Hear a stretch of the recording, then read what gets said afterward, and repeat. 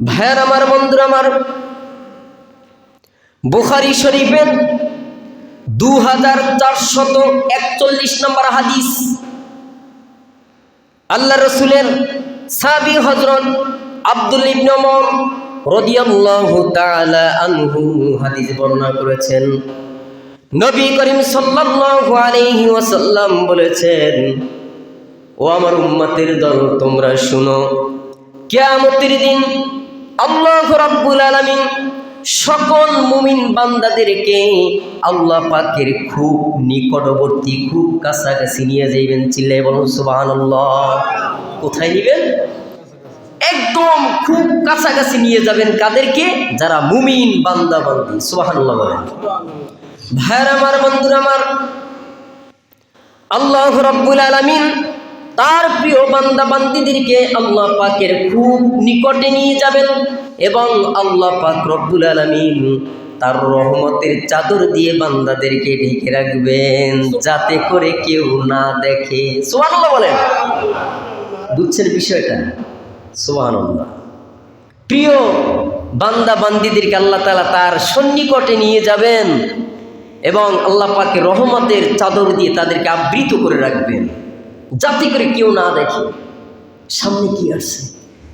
ভাইরা আমার, আল্লাহ রাব্বুল আলামিন তখন বান্দাদেরকে বলবেন, বান্দা, তোমার কি অমুক পাপের কথা মনে আছে? তোমার কি অমুক পাপের কথা মনে আছে? বান্দাকে আড়াল করে আল্লাহ তাআলা তাদেরকে জিজ্ঞেস করবেন, ওপেনে না, ওপেনে না, গোপনে? গোপনে। চাদরের ভিতরে আল্লাহ তাআলা বান্দাকে জিজ্ঞেস করবে, তোমার কি অমুক পাপের কথা মনে আছে? তখন বান্দা বলবে, হ্যাঁ, হে আমার প্রভু, মনে আছে। তখন আল্লাহ রাব্বুল আলামিন বান্দার কাছ থেকে এই পাপের স্বীকারোক্তি বের করবেন। তখন বান্দা মনে মনে ভাববে যে আমি মনে এখন ধ্বংস হয়ে যাব। কে? বান্দা মনে মনে ভাববে যে আমি এখন ধ্বংস হয়ে যাব।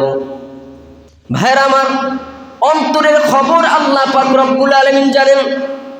আল্লাহ রব্বুল আলামিন তখন বলবেন, বান্দা, দুনিয়াতে তুমি এই পাপ করেছিলা, আমি আল্লাহ তাআলা ঢেকে রেখেছিলাম, গোপন রেখেছি। আজ আমি তোমার এই পাপ মাফ করে দিলাম। সুবহানাল্লাহ। তোমার পাপ আমি আজকে মাফ করে দিলাম।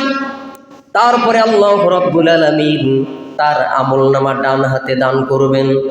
ভাইরা, আল্লাহ রাসূল বলেছেন, আর কাফির মুনাফিক, আর কাফির মুনাফিকদের ব্যাপারে সাক্ষী থাকবে। তারা উচ্চ আওয়াজে কান্নাকাটি করে চিল্লায়ে বলতে থাকবেন, কান্না করে বলবেন, এরাই তো তারা যারা তাদের রবের প্রতি মিথ্যা আরোপ করেছিল। দুনিয়াতে থাকা অবস্থায় আল্লাহকে মানে নাই, নবীকে মানে নাই, মিথ্যা প্রতিপন্ন করেছিল। তোমরা জেনে রাখো, আল্লাহ রাব্বুল আলামিন যারা জালেম, জালেমদেরকে আল্লাহ পাক রব্বুল আলামিন তাদের জন্য লানত বর্ষিত করেন। বলেন নাউজুবিল্লাহ। এখন এই হাদিসদের আমরা কি বুঝলাম? জালেমদের কথা বললেন, মুনাফিকদের কথা বললেন, কাফেরদের কথা বললেন, আর বলছেন মুমিন বান্দাবান্দি যারা, তাদের কথাও বললেন।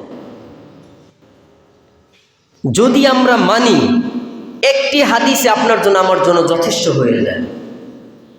আমরা মুমিন যদি হই, আল্লাহ রাব্বুল আলামিন সেই রহমতের চাদরের ভিতরে রেখে আপনার আমাকে জিজ্ঞাসা করবে, স্বীকারোক্তি করবেন, আল্লাহ মাফ করে দিবে।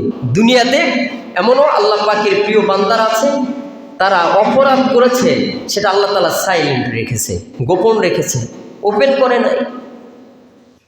আর কাফের মুশরিক যারা থাকবে, মুনাফিক যারা থাকবে, তাদের জন্য লাঞ্ছনা, গঞ্জনা, অপমান চতুর্দিক থেকে ঘেরাও করে ফেলবে।